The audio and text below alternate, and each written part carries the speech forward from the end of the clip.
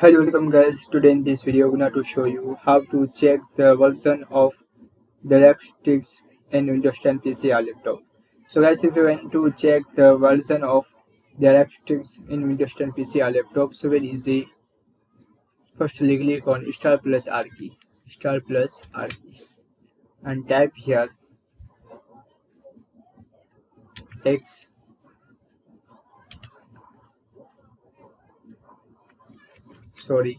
type here DXDIAG.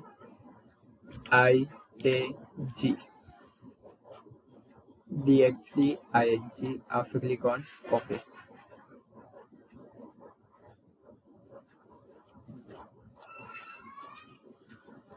Here, Dex version.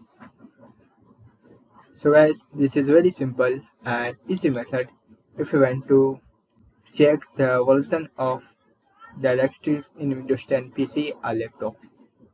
Thank you for watching this video. Please subscribe to my channel for latest update.